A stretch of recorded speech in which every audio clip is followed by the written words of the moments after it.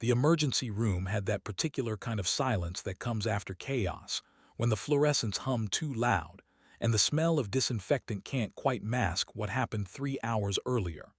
Lieutenant Commander Maya Reeves pulled off her latex gloves with practiced efficiency, dropped them in the biohazard bin, and rolled her shoulders against the familiar ache. 12 hours. 4 traumas. One miracle save that would probably haunt her for weeks. She was reaching for her jacket when the automatic doors opened with their pneumatic hiss, and 6 men walked in wearing desert tan fatigues that looked wrong under hospital lighting. Navy SEALs. She recognized the trident insignia immediately, the way they moved in formation even in a civilian corridor, the quiet confidence that came from knowing you were the most dangerous thing in any room. They weren't here for treatment. Their eyes found her with laser precision, and the tallest one, a chief with salt and pepper stubble and shoulders that could carry a wounded teammate for miles, stepped forward.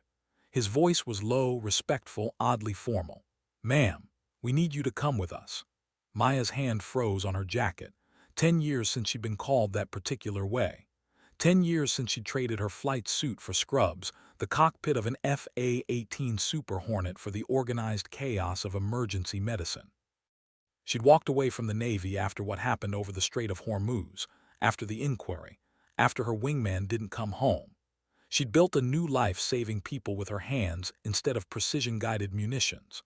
The hospital knew her as Dr. Reeves, trauma specialist, the calm one who could intubate a coding patient while simultaneously directing 3 nurses and keeping a hysterical family member from losing their mind. They didn't know about the other person she'd been. The chief's eyes held something she couldn't quite read, not pity, not judgment, recognition maybe. He knew exactly who she was, what she'd done, what she'd left behind. "There's a situation," he said quietly. "We've been authorized to extract you. The Admiral himself gave the order." Maya felt her heart rate spike, that old combat instinct kicking in despite a decade of civilian life. Behind her, the night shift supervisor was approaching, concern written across her face. In the parking lot beyond the glass doors, she could see 2 black Suburbans, engines running, windows tinted dark. Whatever this was, it wasn't a request. It was a recall to something she'd thought she'd buried forever. The ride to Naval Air Station Oceana took 43 minutes in silence so complete Maya could hear her own heartbeat. The SEALs sat professionally distant, weapons secured but present, their faces revealing nothing. Through the tinted windows, Virginia Beach slipped past in sodium vapor orange, the familiar streets looking alien at 0300 hours. They'd given her no explanation, no briefing, just a duffel bag with flight gear that still had her old squadron patch. She ran her thumb over the embroidered hawk with crossed lightning bolts, Call Sign Valkyrie stitched beneath in gold thread. Someone had kept it. Someone had known exactly where to find it. The base was lit up like a combat deployment, not the usual skeleton crew of a peacetime midnight watch. FA-18s were being armed on the flight line, ordnance crews moving with urgent precision. AIM-120 AMRAAMs, AGM-88 HARMs. The heavy stuff, anti-radiation missiles meant for suppressing enemy air defenses. This wasn't a training evolution. The Suburbans rolled past security without stopping, guards waving them through with crisp salutes directed not at the SEALs, but at something they'd been told about their passenger. Maya was escorted into the operations center, a climate-controlled bunker of tactical displays and encrypted communications. Rear Admiral Kincaid stood at the central console, gray-haired and granite-faced, the kind of officer who'd come up through combat aviation before riding a desk. He turned when she entered, and his expression did something unexpected. It softened. "Commander Reeves," he said, using her old rank. "Thank you for coming, not Doctor, Commander," as if the last 10 years had been erased with a phone call. "Sir, I'm not," she started, but he raised a hand. "There's been an incident. Chinese forces have seized a Taiwanese research vessel in international waters, 70 nautical miles east of Taipei. 23 scientists aboard, including 3 Americans. Beijing is calling it territorial enforcement. Washington is calling it an act of war. We've got 7 hours before their window to extract those hostages closes permanently." The tactical display showed the South China Sea, red threat circles radiating from mainland installations, SAM sites, coastal defense batteries, fighter patrols. Maya's mind automatically started calculating approach vectors, weapons engagement zones, escape routes, old habits, muscle memory written in airspeed and altitude. You have 12 Super Hornets ready to launch, Kincaid continued. 11 pilots with an average of 400 combat hours each. Good pilots, brave pilots. He paused, and Maya heard what was coming in that silence. And they're all going to die if you don't lead them. The briefing room smelled of burnt coffee and jet fuel, that distinctive cocktail of Navy aviation. 11 pilots sat in tiered seats, flight suits crisp, helmets at their sides, watching her with expressions ranging from confusion to barely concealed resentment. They were young, most of them, the oldest maybe 35. Men who trained hard, flown hard, believed in their own invincibility the way all fighter pilots had to believe or they'd never leave the ground. Lieutenant Marsh, Coulson gunner, sat in the front row with his arms crossed, jaw tight. He'd been slated to lead this strike package an hour ago, before the Admiral made a phone call and pulled a civilian doctor out of a hospital emergency room. Maya could read his body language from across the room. Who the hell is this woman, and why is she taking my mission? She didn't blame him. She'd have felt the same at his age, with his experience, his carefully constructed confidence. She stood at the podium, still wearing scrubs under the flight jacket they'd given her, and for a long moment just looked at them, counted the heartbeats, let the silence build. When she spoke, her voice carried the particular authority that came from having already lived through what they were about to face. My name is Maya Reeves. 10 years ago, I flew off the USS Abraham Lincoln as a strike fighter pilot. My last mission was a close air support run over the Strait of Hormuz, defending a SEAL team extraction against Iranian fast attack boats and shore-based anti-aircraft artillery. She clicked the remote, and the display behind her lit up with imagery, not a PowerPoint presentation, gun camera footage. Grainy, infrared 30mm cannon fire stitching across water, tracers arcing up from the coast, her aircraft's HUD showing missile lock warnings, countermeasure dispensers firing, the whole violent ballet of modern air combat compressed into 90 seconds of controlled chaos.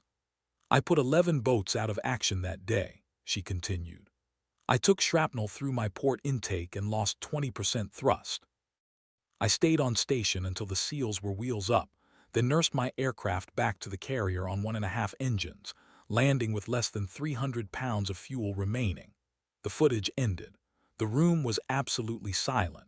I also lost my wingman that day, Lieutenant Tyler Cruz, Coulson Smoke, who was the best natural pilot I ever flew with and who made a split-second decision to draw fire away from my damaged aircraft. He ejected over Iranian territorial waters. They recovered him 3 days later. The imagery changed. Not gun camera now. A photograph, official Navy portrait.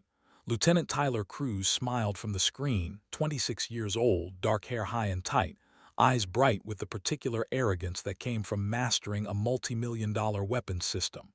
Maya's voice remained level, professional, but something underneath carried weight the younger pilots could feel. The inquiry cleared me of wrongdoing, called it a tactical decision made under extreme duress. Gave me a medal I didn't want and suggested maybe I'd be happier in a different career field. She paused. I took their suggestion, went to medical school, became an emergency room physician, spent 10 years saving lives with scalpels instead of missiles, and I was good at it. I was at peace with it. She clicked to the tactical display of the South China Sea, threat rings overlapping like a deadly Venn diagram. Admiral Kincaid called me back because the mission you're about to fly isn't just difficult. It's the kind of scenario where textbook tactics will get you killed, where simulation training won't prepare you for what's actually going to happen when SAM radars start painting your aircraft, and you've got 20 miles of hostile airspace between you and the people you're trying to save. Lieutenant Marsh spoke up, his voice tight with challenged pride. With respect, ma'am, we've all trained for exactly this kind of operation. Electronic warfare, SEAD tactics, coordinated strike packages. We know what we're doing. Maya looked at him directly, and he saw something in her eyes that made him straighten unconsciously. Not anger, something colder, more certain. Knowledge paid for in blood. 3 months ago, she said quietly, you ran a simulation of a similar rescue operation. 12 aircraft, hostile SAM environment, time-critical extraction. You lost 6 planes and failed to retrieve the hostages. The after-action review called it acceptable losses given mission complexity. She let that sit for a moment. I read your file, Gunner. You're an exceptional pilot. Top 5% of your class, 200 hours in type, commendations for airmanship. In a fair fight with clear rules of engagement, you'd probably outfly me. The tactical display zoomed in on the target area, showing the captured research vessel surrounded by Chinese naval assets. This isn't going to be a fair fight, and the only rule that matters is bringing everyone home alive. The planning took 2 hours, and Maya worked the way she'd learned a decade ago, treating tactical problems like emergency room traumas. Triage first. Identify the immediate threats, the complications that would kill you if you didn't address them fast. Chinese Type 52D destroyers had HHQ-9 surface-to-air missiles with a 100-kilometer range and active radar homing. That meant they'd need jamming, chaff corridors, and precisely timed suppression fires to create gaps in the coverage. She stood at the chart table, marking approach vectors with a grease pencil while the younger pilots watched her work. Not with PowerPoint or digital planning tools, but the old way, muscle memory and spatial reasoning, seeing the battle in 3 dimensions. We split into 3 elements, she explained, her hand moving across the tactical overlay. Viper Flight, 4 aircraft, comes in from the northeast at Angels 20, full electronic warfare suite active. You're the Matador's cape, drawing their attention, lighting up their radar system so they commit their fire control. Lieutenant Chen, call sign Dragon, leaned forward. She was the electronic warfare specialist, sharp-eyed and precise, one of only 2 women in the room besides Maya. They'll see through that in under 90 seconds. Soon as we're not prosecuting targets, they'll know we're a feint. Maya nodded approvingly. Correct. Which is why Hammer Flight goes in from the south at the exact moment their attention shifts. 4 aircraft, low-level run, terrain masking against the Philippine Islands, then pop up at 20 miles and put AGM-88s into their search radars. You'll have maybe 40 seconds before their backup systems come online. She marked the 3rd vector, the knife edge of the entire operation. Valkyrie Flight, 3 aircraft, me, plus 2 pilots who can fly formation tighter than they breathe. We come in from the west at sunset, sun angle behind us, low enough to kiss the waves. We're using their own geometry against them. While Viper and Hammer are executing from north and south, we slip through the seam, put down on that research vessel, and extract the hostages while everyone's looking the wrong direction.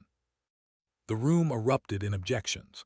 Tactical concerns, safety protocols, the sheer insanity of landing FA-18 Super Hornets on a research vessel deck that wasn't designed for aircraft recovery.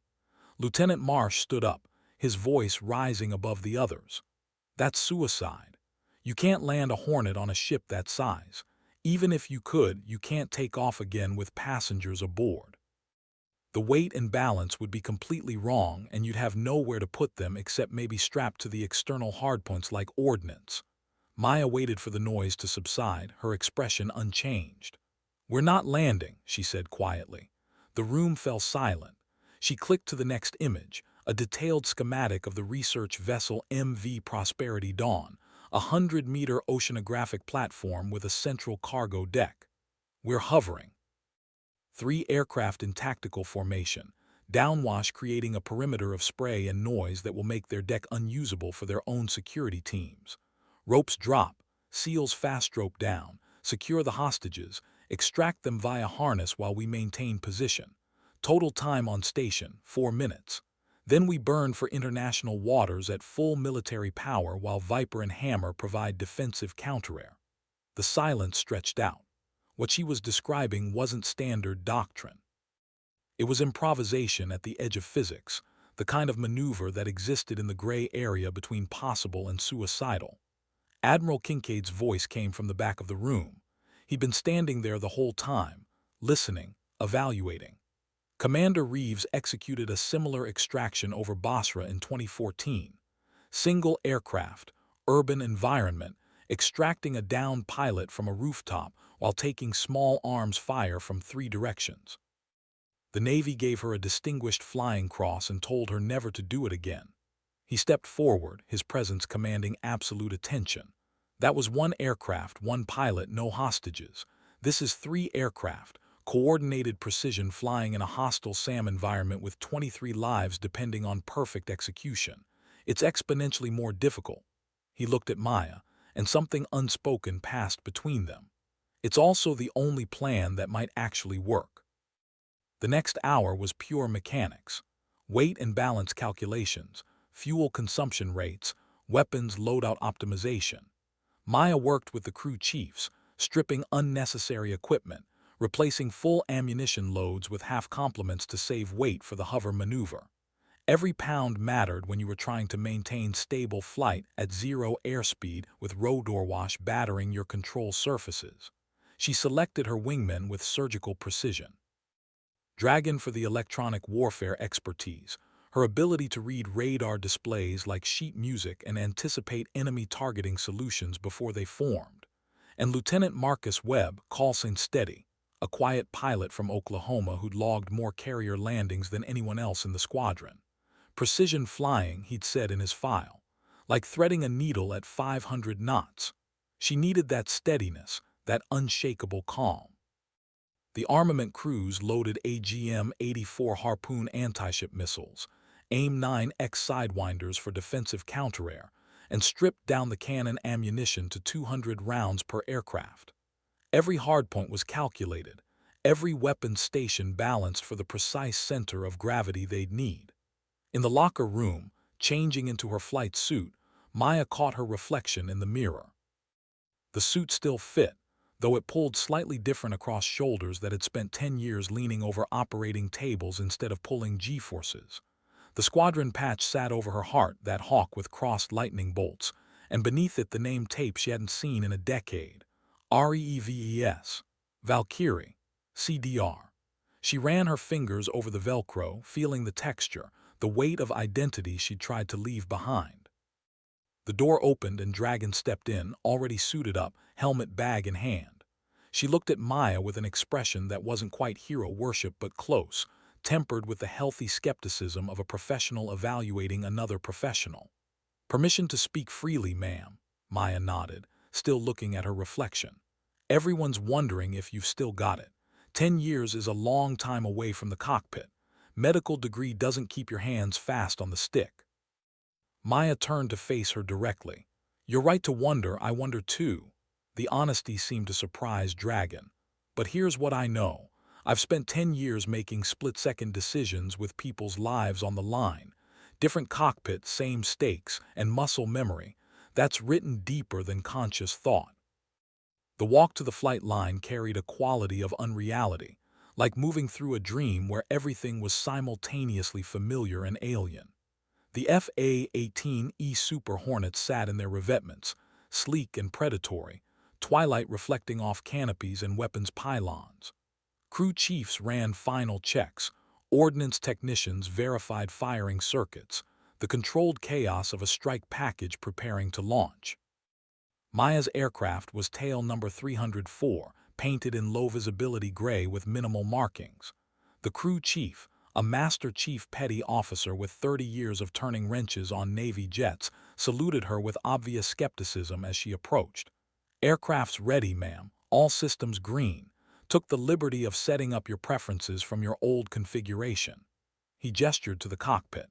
"Stick sensitivity, throttle response curves, even the seat position." Had to dig through some old maintenance logs, but it's all there. Maya climbed the ladder, muscle memory guiding her hands to familiar holds, feet finding the steps without conscious thought. The cockpit smelled of jet fuel, hydraulic fluid, and the particular synthetic scent of helmet padding. She settled into the ejection seat, and it was like coming home to a house you'd abandoned, finding all your furniture exactly where you'd left it. Her hands moved through the startup checklist without consulting the laminated card.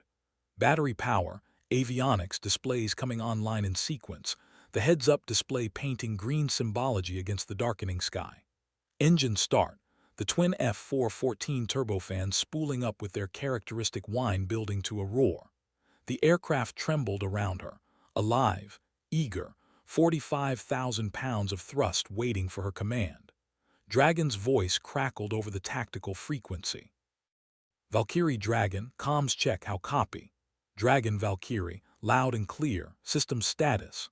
All green, electronic warfare suite online and optimized. I've got radar mapping showing 3 Chinese destroyers at expected positions, 2 Type 54A frigates providing close escort to the target vessel. SAM systems are active but not yet targeting. They don't know we're coming. Maya checked her own displays, comparing what Dragon was seeing with her tactical awareness picture. The Chinese formation was tight, professional, exactly what you'd expect from a navy that had been training for exactly this kind of confrontation. They weren't amateurs. They were peer competitors with modern systems and experienced crews. Steady's voice came through calm and measured. Valkyrie steady, pre-flight complete, fuel load optimal, weapons systems armed and safed, ready for taxi when you give the word. Maya took a breath, her first moment of stillness since the SEALs had walked into her emergency room 7 hours ago. Through the canopy, she could see the other pilots climbing into their aircraft, ground crews pulling wheel chocks, the flight line transforming from static display to imminent violence. She keyed the radio, her voice carrying across the tactical net to all 12 aircraft, all the lives she was about to lead into harm's way. All flights, this is Valkyrie. We're executing a mission that most tactical manuals would call impossible. The Chinese have 23 hostages and 100 miles of defended airspace between us and them. They have modern SAM systems, capable destroyers, and fighter coverage from their mainland bases. By every conventional metric, we're outgunned and outpositioned. She paused, watching the other pilots in their cockpits, seeing them listen. But we have 3 advantages they don't know about. First, they're expecting a conventional strike package, textbook tactics, predictable approach vectors. We're going to give them something their training never prepared them for. Second, they're confident. They've seized that vessel in international waters because they believe we won't risk escalation. They're wrong. She clicked through her weapons systems, feeling the familiar weight of armed ordnance hanging from her wings. Third, and most important, every person in these aircraft is flying for someone who can't fly for themselves. Those scientists on that ship didn't choose this fight. They were doing their jobs, advancing human knowledge, and they got caught in a geopolitical nightmare. We're their only chance. The radio stayed silent, 12 pilots absorbing what she'd said. Then Gunner's voice came through, no longer challenging, just professional acknowledgement. Valkyrie, Gunner, Viper flight is ready. We'll make sure those SAM radars never see you coming. Hammer flight ready, Chen confirmed. We'll light them up so bright they'll think it's sunrise. Maya advanced her throttles, feeling the Super Hornet strain against the brakes, wanting to move to hunt. All flights, clear for taxi. Mission is go. Bring everyone home. The tower cleared them in sequence. 12 Super Hornets taxiing in formation, the sound of their engines building to a sustained thunder that rattled windows across the entire air station. Maya led Valkyrie flight to the catapult, her aircraft settling onto the shuttle with the familiar clunk of connection, hold-back mechanism engaging. The catapult officer stood to her left, illuminated by the red glow of deck lighting, running through final checks. She looked down the darkened runway, knowing it wouldn't be a conventional takeoff. Catapult launch, the way she'd done it hundreds of times from carrier decks, 0 to 160 knots in 2 seconds, the hand of God shoving you into the sky. She ran up to full military power, feeling the aircraft shake against restraint, every instrument in the green, her body remembering this violence, this transition from static to flight. Salute to the catapult officer. Final check. The world compressed to a single point of readiness. The shuttle fired, and physics took over with brutal efficiency. Acceleration hit like a wall, crushing her back into the seat, 5 gs of force in an eye blink, the runway lights blurring to a single streak of white. Flying speed in heartbeats, stick back, gear up, the Super Hornet clawing for altitude as Virginia Beach fell away below. Dragon and Steady launched behind her in precise sequence, 3 aircraft forming up in combat spread, navigation lights dark, radar cross-section minimized. Maya checked her displays, noting the electronic warfare picture Dragon was painting, the tactical overlay showing friendly forces dispersing to their assigned vectors. Viper Flight climbing to altitude, broadcasting their presence like a challenge. Hammer Flight dropping low, skimming terrain. And Valkyrie Flight, her 3 aircraft turning west toward the open ocean, toward the mission that would define whether the last 10 years had been escape or just intermission. The sun was setting behind them, painting the sky in bands of orange and purple. Ahead, the ocean stretched dark and vast, and beyond it, 700 miles of flight to a confrontation that would test everything she'd learned, everything she'd left behind, everything she'd become.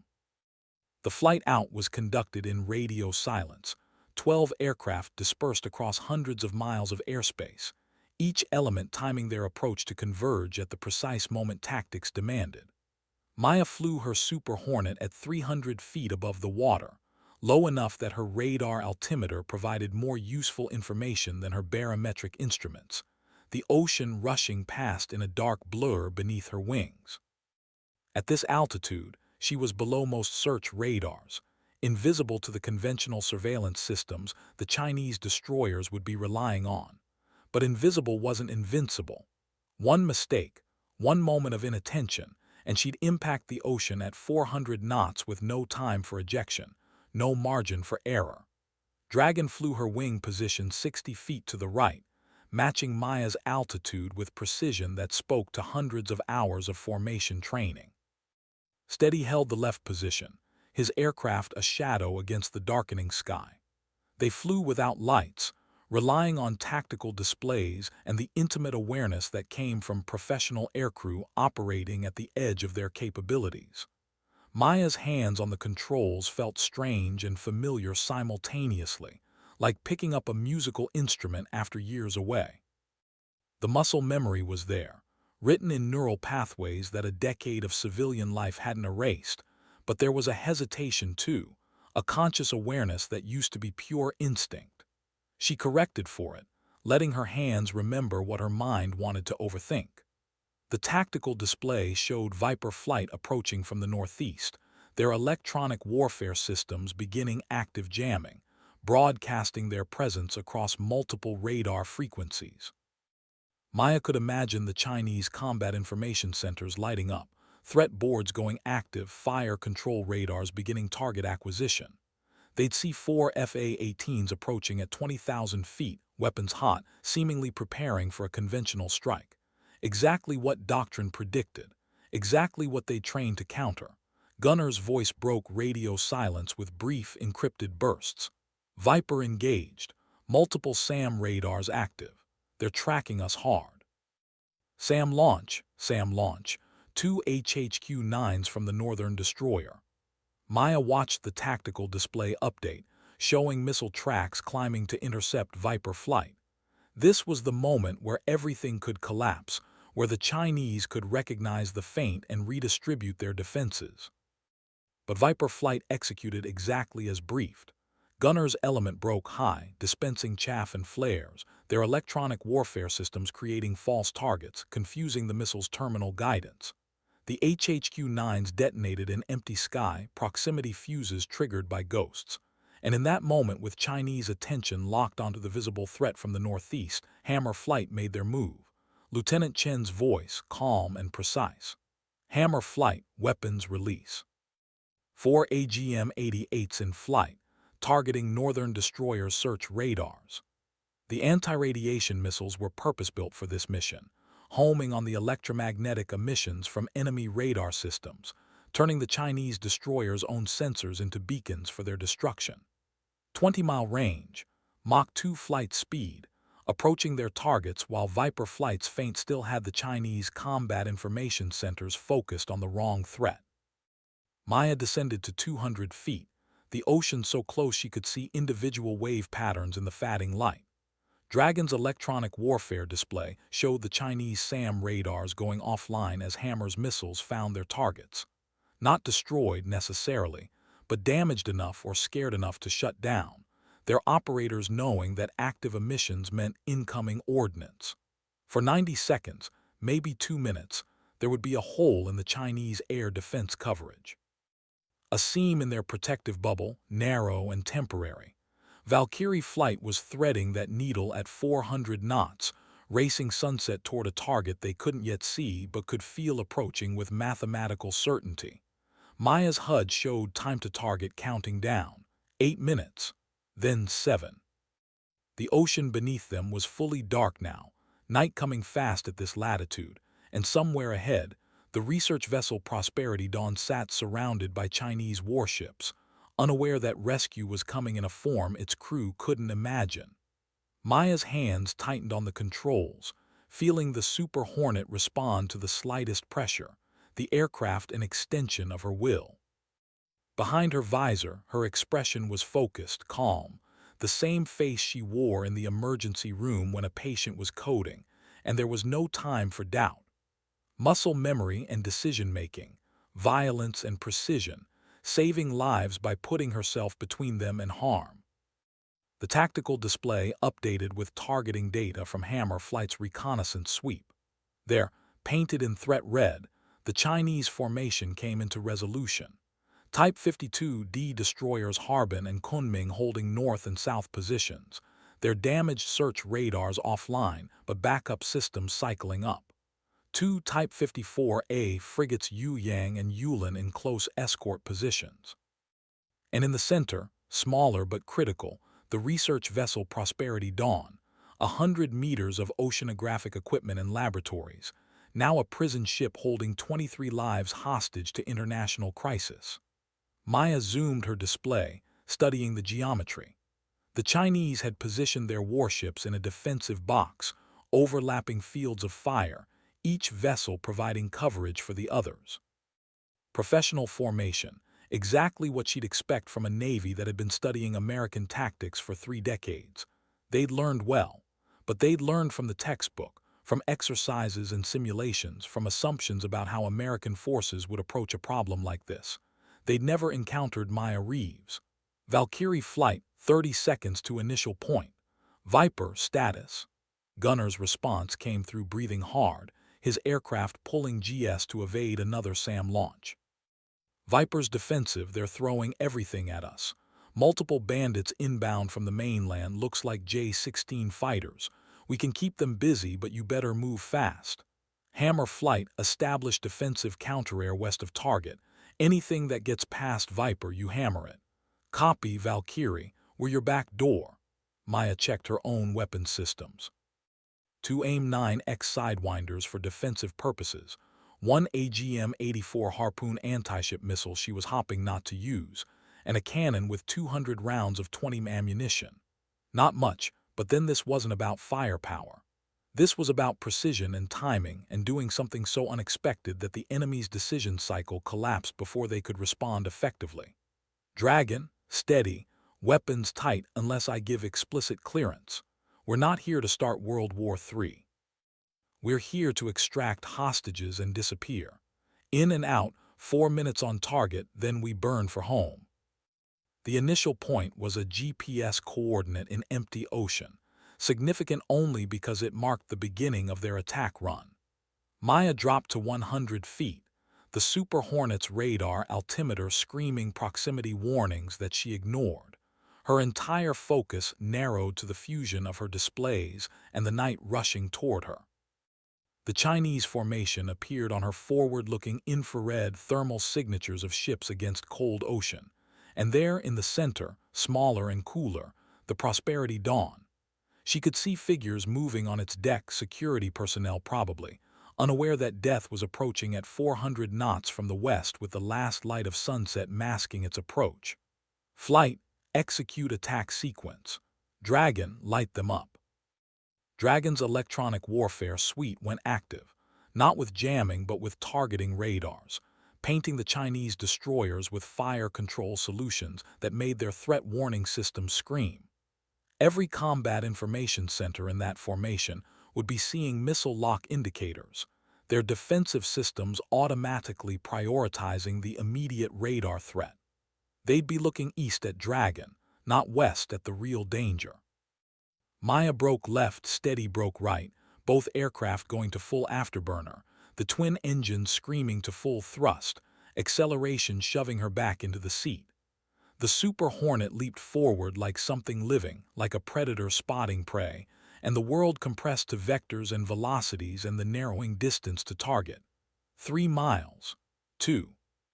The Chinese frigates were turning, trying to reorient, their close-in weapons systems tracking, 30 cannons preparing to fill the sky with defensive fire.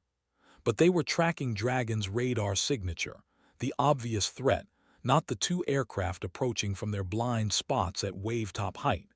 1 mile. Maya pulled back hard on the stick, the Super Hornet transitioning from horizontal flight to vertical climb in seconds, her vision tunneling as G-forces crushed down, the aircraft clawing for altitude directly over the Prosperity Dawn.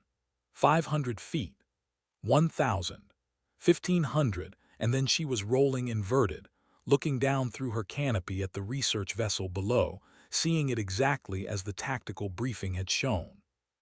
She rolled upright and pulled power back to idle, letting the Super Hornet's momentum carry it up to 2,000 feet before bleeding off airspeed, the aircraft transitioning from flight to controlled fall.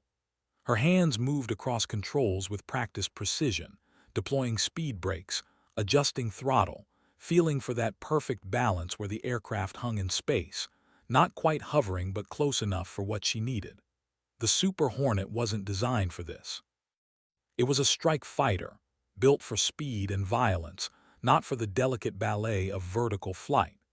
But Maya had done this before, over Basra, over the Strait of Hormuz, in situations where the textbook solution would have meant leaving people behind.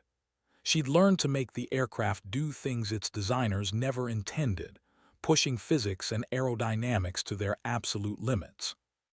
Below her, the Prosperity Dawn's deck was a rectangle of light, figures running now, Chinese security personnel realizing something was happening above them but not yet understanding what.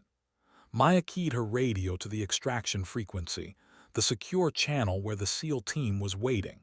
Shadowbox Valkyrie, on station. Execute, execute, execute. The rear ramp of her aircraft didn't exist. This was a fighter, not a transport but from hardpoints designed for weapons, ropes deployed, fast rope insertion gear that the crew chiefs had rigged in defiance of every safety protocol in the book. And descending those ropes, black-clad figures moving with the fluid speed of special operations professionals, 6 Navy SEALs dropping toward the ship below. Dragon and Steady took their positions, forming a triangle around the Prosperity Dawn, their aircraft in similar controlled descents, engines screaming, rotor wash from their jet exhaust battering the ocean's surface into spray, creating a perimeter of noise and chaos that made the deck below almost unusable. Almost. But SEALs trained for chaos, thrived in it. Maya held her position, fighting constant corrections, the Super Hornet wanting to drift, to fall, to do anything except maintain this impossible hover. Her airspeed indicator showed 0 knots. Her vertical velocity varied between 50 feet per minute descent and 20 feet per minute climb. She was balancing on a knife edge, and her arms were beginning to shake with the effort. The SEALs hit the deck in perfect sequence, breaking into 2 teams, moving toward the research vessel's superstructure where intelligence suggested the hostages were being held. Maya couldn't see the details, her attention split between holding position and monitoring the tactical situation around her. On her displays, the Chinese destroyers were recovering from Dragon's electronic warfare barrage, their backup radar systems coming online, threat warnings beginning to cascade. A new voice on the radio, Chinese-accented English, broadcast on the international emergency frequency. Unidentified American aircraft, you are in violation of sovereign waters. Withdraw immediately or we will engage. Maya didn't respond. Radio silence was tactical discipline, but it was also psychological warfare. Let them wonder. Let them hesitate. Every second of confusion was another second for the SEALs to work. Gunfire erupted on the deck below, brief stuttering bursts. Maya's heart rate spiked, but the SEAL team leader's voice came through calm and controlled. Shadowbox engaged, opposition neutralized, proceeding to hostage location. The Chinese destroyers were moving now, closing the distance, their close-in weapons systems tracking her aircraft. Maya could see the tracers beginning to arc up, 30 rounds designed to shred incoming missiles, now trying to bracket a hovering fighter jet. She adjusted her position, sliding sideways through the air, the Super Hornet responding to her inputs with reluctant precision. A line of tracers cut through the space she'd occupied 3 seconds earlier. Close, too close. Dragon's voice tight with strain. Valkyrie, I'm taking fire. Southern Frigate has locked me up. Hold position. Defensive countermeasures only. Do not return fire unless explicitly cleared. Maya was gambling everything on the Chinese hesitation, their political calculation that shooting down American aircraft over a hostage situation would escalate beyond what Beijing wanted.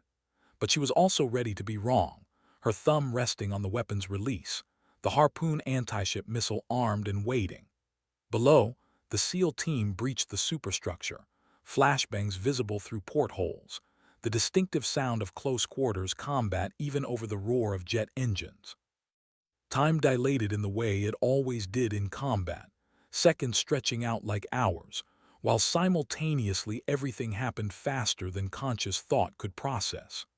Maya held the hover, making constant microcorrections, her eyes scanning between the flight instruments and the tactical display and the deck below where lives hung in the balance. The Super Hornet was burning fuel at a catastrophic rate in this configuration, the engines working overtime to maintain position, and her fuel gauge was dropping faster than planned. She'd calculated 15 minutes of hover time in the briefing. She was already at 6 minutes and the extraction was behind schedule. The SEAL team leader's voice. Shadowbox has packages, 2-3 souls, some injured, need medical evacuation capability. Maya's jaw tightened. Injured meant slower, meant complications in the extraction harness, meant more time on station while the Chinese destroyers closed the noose. Shadowbox, Valkyrie, expedite. We have maybe 5 minutes before defensive fire becomes terminal. Copy, moving. On her thermal display, Maya could see figures emerging from the superstructure, SEALs in their tactical gear, scientists in civilian clothes, some being carried, all moving toward the deck where the fast rope still hung from her aircraft's hardpoints. The extraction harnesses were designed for this, commercial rescue equipment adapted for military use, but getting 23 people rigged and lifted while under fire was asking physics and timing for miracles. The first hostage was clipped in, a woman in her 50s, oceanographer probably, her face white with terror as the SEAL team hauled her up toward Maya's aircraft.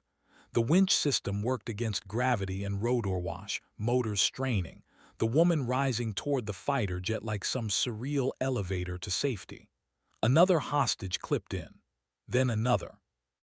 The process was agonizingly slow, each person requiring 30 seconds to rig, 45 seconds to winch up, brief moments to secure them before the next. And Maya's fuel was dropping. 9 minutes on station. 10. The Chinese destroyers were at 2,000 meters now, well within effective gun range, their close-in weapons systems tracking with deadly precision. Warning lights illuminated across Maya's panel, radar lock indicators, threat warnings, the aircraft's defensive systems screaming that death was imminent. Steady's voice crackled through the radio, measured as always but carrying an undertone of urgency. Valkyrie, Southern destroyer, has fired. Missile in flight appears to be a warning shot, but their targeting solution is good. Maya saw it on her display. A HHQ-10 short-range missile climbing from the destroyer's vertical launch system, not directly at her aircraft but close enough to make the point clear. The Chinese were done hesitating. They were transitioning from deterrence to actual engagement, and the next missile wouldn't be a warning. All Valkyrie elements prepare to break on my mark. Shadowbox, how many packages remaining? The SEAL team leader responded between heavy breaths, his team working frantically on the deck below. 8 packages still on deck, 3 more rigged, 5 waiting. We need 3 more minutes, Valkyrie. 3 minutes she didn't have.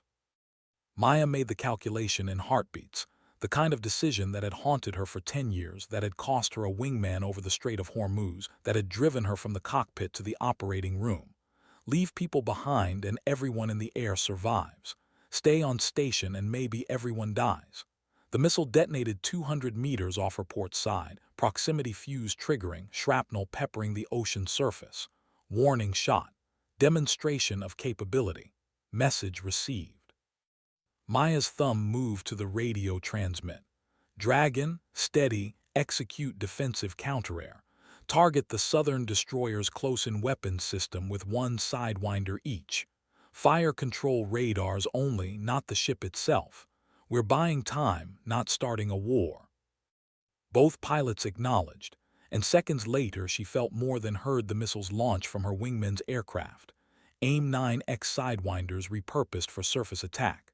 Their infrared seekers locked onto the hot radar emitters on the destroyer's superstructure. The missiles impacted with precise violence, not penetrating the ship's armor but destroying the fire control radar arrays, blinding the vessel's defensive systems. The Southern destroyer went dark on Maya's tactical display, its targeting capability severed. But the Northern destroyer, Harbin, was still active, still tracking, still preparing to engage. And now Maya had fired first. Whatever political calculation had been holding the Chinese back was evaporating in the face of direct attack. Gunner's voice broke through, strained but determined. Valkyrie, Viper flight. We've got 4 J-16s inbound from the mainland, flight time to your position approximately 8 minutes. They're carrying PL-15 long-range air-to-air missiles. If they get within launch range, we won't be able to stop them all. 8 minutes. Maya looked down at the deck, seeing SEALs working desperately to rig the remaining hostages, seeing people who'd spent days in captivity, now meters from rescue but still in mortal danger. Her fuel gauge showed 7 minutes of hover time remaining. Her tactical display showed multiple converging threats. Her mind showed her Tyler Cruz's face, 10 years ago, making the same calculation in reverse, staying behind so she could escape. The 13th hostage was lifted clear, secured in the extraction bay, jury-rigged into her weapon's pylon. 14, 15, 8 remaining on deck, and the SEALs were moving faster now, abandoning procedure for speed, getting people clipped and lifting them in pairs, risking equipment failure for the sake of time. Maya's arms were shaking continuously now, muscle fatigue from fighting the controls, from holding an aircraft in a flight regime it was never designed for. Sweat ran down her face inside the helmet, her flight suit was soaked, and her fuel warning light was illuminated bright red. 6 minutes remaining. 5. The Northern destroyer Harbin launched another missile, not a warning shot this time. The HHQ-10 came off the rail with purpose, its seeker head locked directly onto Maya's aircraft, tracking the massive infrared signature of her engines in hover configuration. Threat warning alarms screamed in her cockpit, the defensive systems automatically dispensing chaff and flares, but she was stationary, hovering, the easiest target the Chinese missile had ever been given. All Valkyrie elements, defensive break now. Dragon and Steady broke formation, their aircraft rocketing away from the Prosperity Dawn, splitting the Chinese targeting solution, but Maya held her position, the fast rope still deployed, hostages still on deck, the SEAL team in the middle of an extraction they couldn't abandon. The missile climbed toward her at Mach 3, terminal guidance active, impact in seconds. Maya's hand found the countermeasures panel, her mind calculating angles and probabilities with the cold precision she'd learned in emergency medicine. Triage. What could be saved? What had to be sacrificed? She fired her last defensive flare pattern, not the standard dispersal but concentrated in a single direction, creating a thermal bloom intense enough to challenge the missile seeker head.